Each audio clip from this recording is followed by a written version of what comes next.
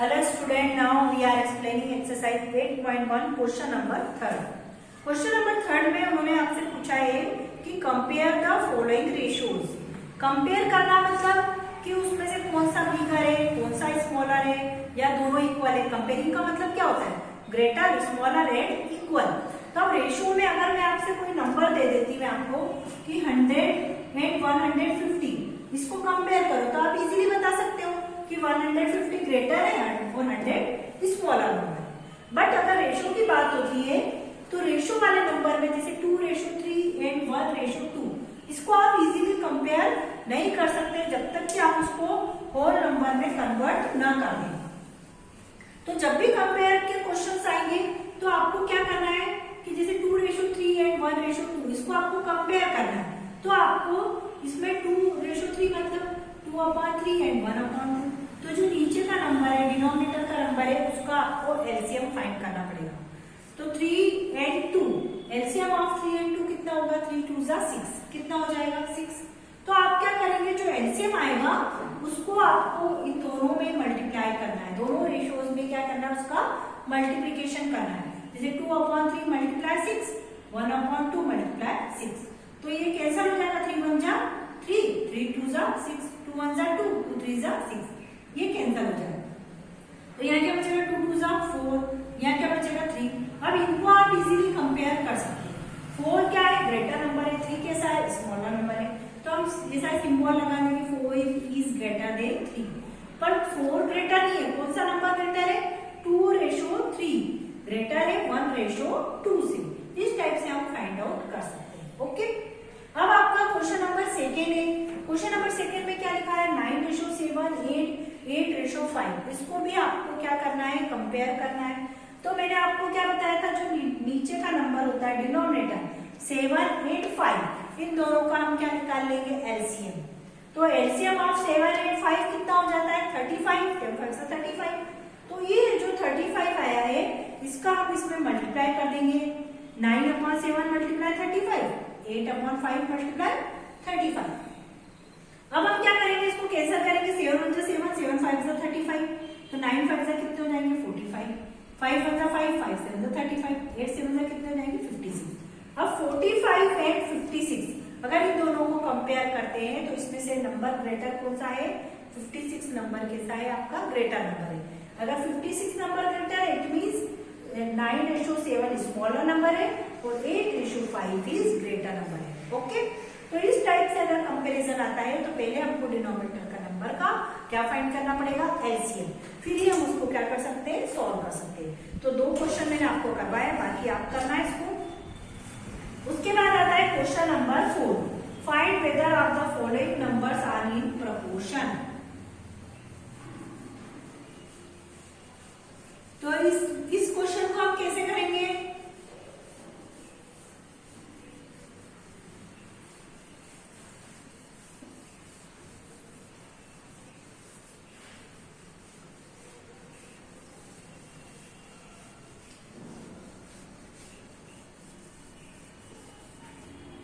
देखिए, अब find whether are following number are in proportion. अगर इसको प्रोपोर्शन में है कि नहीं ये पहचानने के लिए आपको क्या करना पड़ेगा? इसका product of means and product of extreme term. अब इसको कैसे करते हैं मैं आपको सिखा देती हूँ.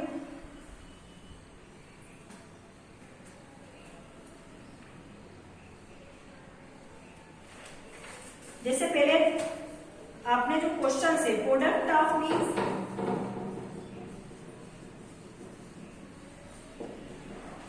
Product of means equal two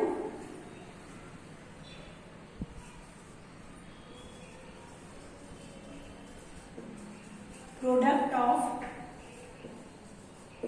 extremes. इसका मीनिंग क्या होता है? पहले तो ये समझ लें कि प्रोडक्ट ऑफ मीन्स और प्रोडक्ट ऑफ एक्सट्रीम्स क्या होते हैं. जैसे मैंने लिख दिया A:B. ओके. Proportion C:D. ये आपके 4 नंबर्स 2 रेशियोज हो गए.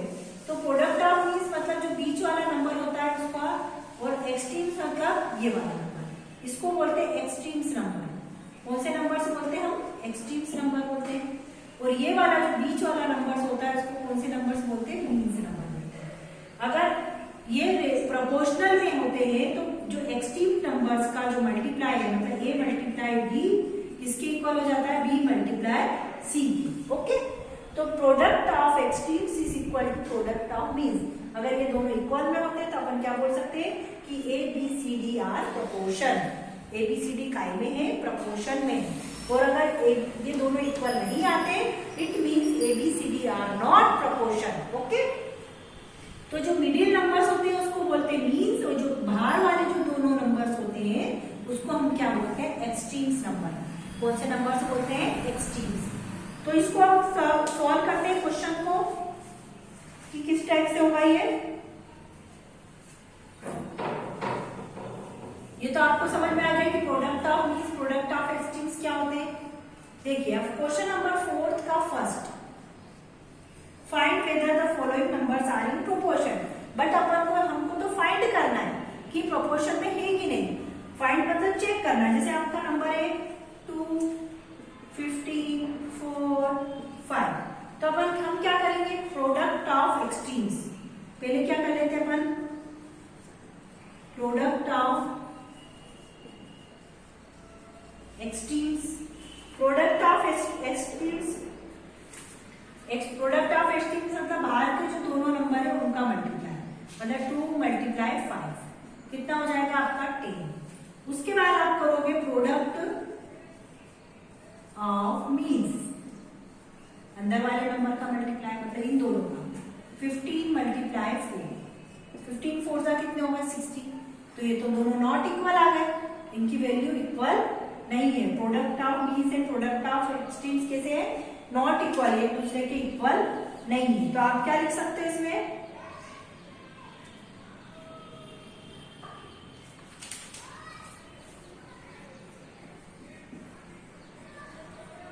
कि product of means not equal to product of extremes. Okay, so therefore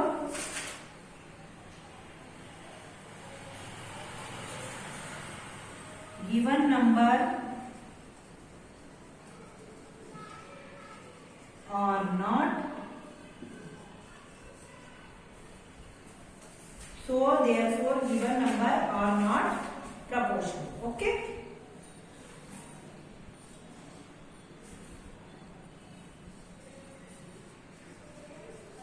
आ गया समझ में आपको कैसे करना है? Product of extreme, product of means find कर लिया, दोनों इक्वल नहीं है तो आपको क्या लिख देना है? Given number are not proportion. अब मैं सेकंड क्वेश्चन आपको एक बार और करवा देती हूँ। 5 क्वेश्चन है, आई थिंक कि आपको इसको समझ में आ गया होगा कि आपको इसको कैसे करना है। बीच वाले दोनों नंबर का मल्टीप्लाई करें, लास्ट के दोनों नंबर का मल्टीप्लाई करें।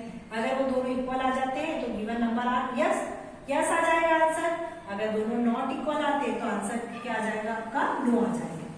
Okay,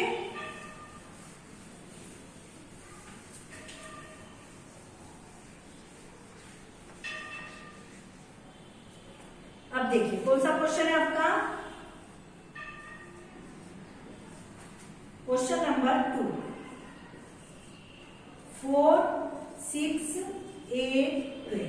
okay, product of extremes मतलब ये दोनों हो गए, 4 मल्टीप्लाई 12 करना है आपको। प्रोडक्ट ऑफ मीन्स मतलब ये दोनों हो जाएंगे 6 मल्टीप्लाई 8। 4 12 जा कितने होते हैं? 48। 6 8 जा भी कितने होते हैं? 48। अब आप देखो ये दोनों इक्वल आ गए, मतलब product of means equal to product of extremes. तो yes given number are proportion. ठीक है, ये यस आ जाएगा। अगर दोनों नंबर इक्वल नहीं आते तो नॉट लिख देते। दोनों नंबर्स कैसे आ गए आपके? इक्वल आ गए, तो आप क्या लिख देंगे? यस। आ गया आपको समझ में कि बीच के दोनों नंबर का मल्टीप्लाई करना है, लास्ट के दोनों नंबर्स का आपको मल्टीप्लिकेशन करना है। इसके जो बचे में 2 क्वेश्चन तो मैंने आपको करवा दिए, बचे में 3 क्वेश्चन, रिमेनिंग क्वेश्चन आपको करना है।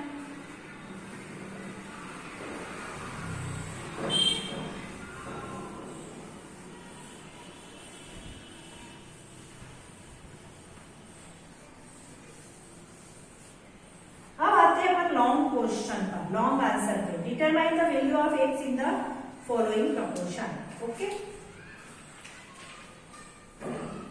लॉन्ग का फर्स्ट बता रही हूं मैं, डिटरमाइन वैल्यू ऑफ एक्स, मतलब एक्स की वैल्यू आपको क्या करनी है, फाइंड करनी है, इस वैल्यू ऑफ एक्स फाइंड करनी है। तो फर्स्ट क्वेश्चन क्या आपका 9:6, ये दो 4 डॉट बने, ये प्रोपोर्शन के साइन है, किसके साइन है, प्रोपोर्शन। जब 2 रेशियोज इक्वल होते हैं तो उसको हम क्या बोलते हैं, प्रोपोर्शन, ये मैंने आपको बताया था। अब वो क्या बोल रही है, जो प्रोपोर्शन है इसमें एक्स की वैल्यू आपको फाइंड करनी है। अगर ये प्रोपोर्शन में है तो इनकी प्रोडक्ट ऑफ मीन्स और प्रोडक्ट ऑफ एक्सट्रीम्स कैसा होगा, इक्वल होगा, ये आपको पता है। आप क्या लिख देंगे कि ये काय में है, प्रोपोर्शन में, लेट, तो आप क्या लिख देंगे, product of means and product of extremes equal हो जाएंगे।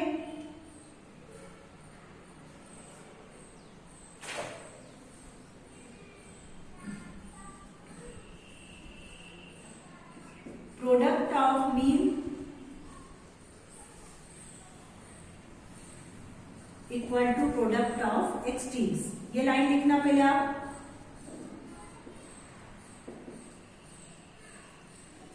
प्रोडक्ट ऑफ मीन्स कितना होगा, 6 मल्टीप्लाई एक्स।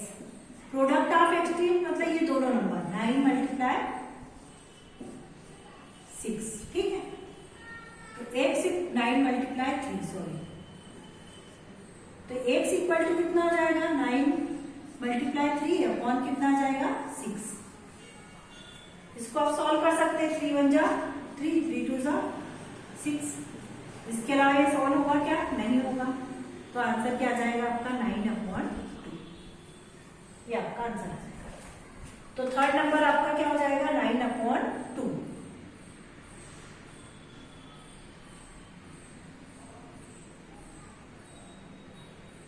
इसको और भी सॉल्व कर सकते हैं, 2 4 जा 8, 4 5 4.5, मतलब एक्स की वैल्यू कितनी आ जाएगी आपकी, 4.5। मैं क्वेश्चन और करके बता देती हूँ आपको। क्वेश्चन नंबर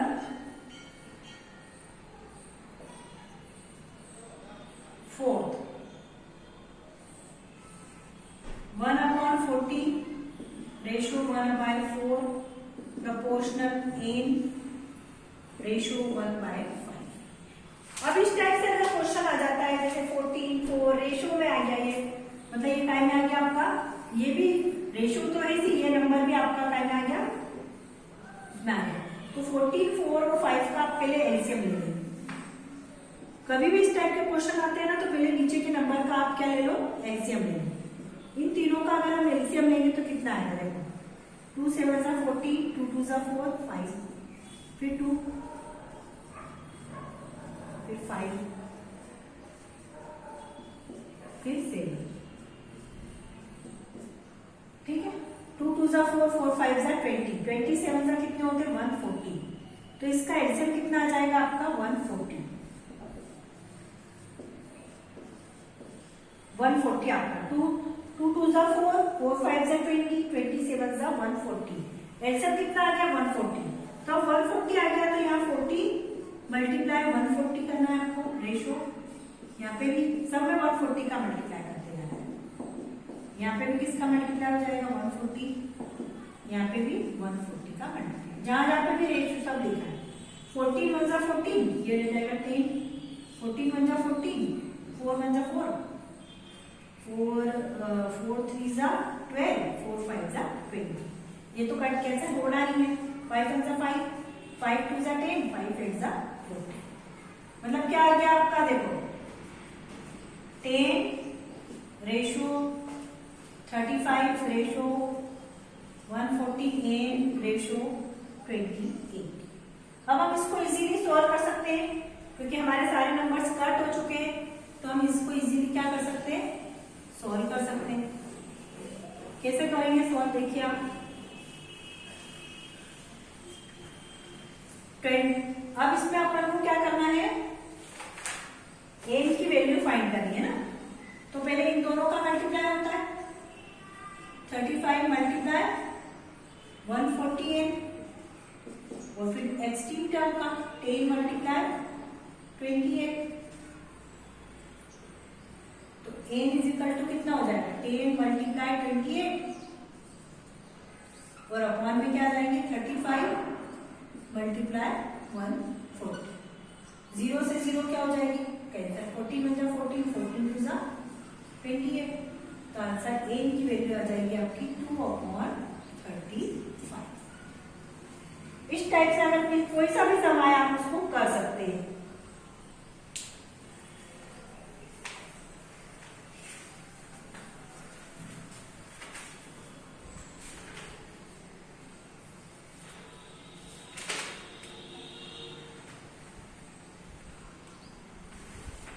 अब इसके जो क्वेश्चन है वो आपको करने हैं बाकी के। हमें क्वेश्चन नंबर 2 करवा रहे हैं, find the fourth proportion.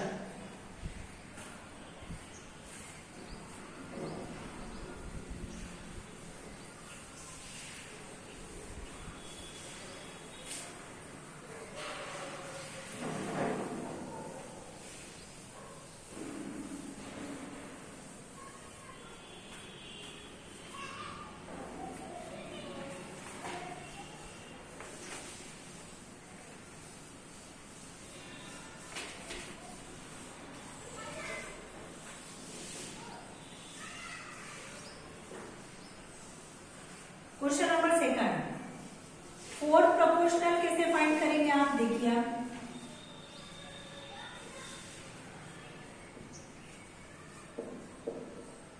Fourth proportion find करने की मेथड भी सेम वैसी ही है, 8, 12, 24।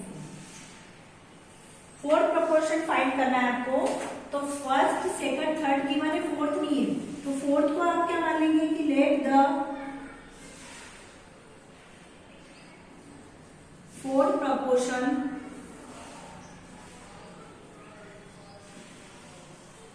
B x.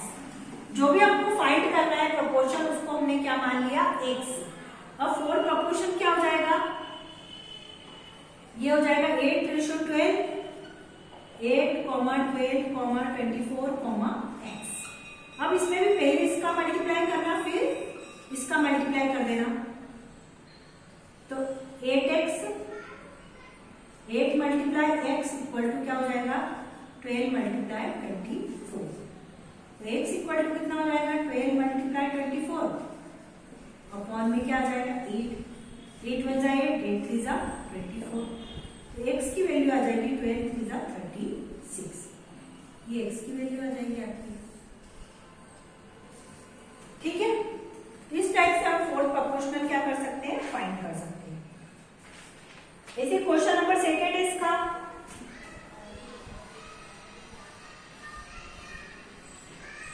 जैसे 50, 39, तो फोर्थ प्रोपोर्शनल को क्या मान लिया हमने x। इन दोनों का मल्टीप्लाई करो, इन दोनों का मल्टीप्लाई करो, तो 15 multiply x 30 multiply 90, x equal to 30 multiply 90 divided by 15। 15 1 जा 15, 15 2 जा 30, तो x इज इक्वल टू 2 9 जा 80, मतलब 180 आ जाएगा।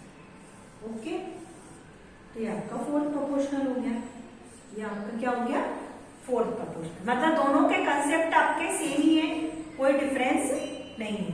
तो इसके जो रिमेनिंग क्वेश्चन है वो आपको होमवर्क में करना है, उसके बाद क्वेश्चन नंबर 3 में नेक्स्ट वीडियो में। थैंक्स।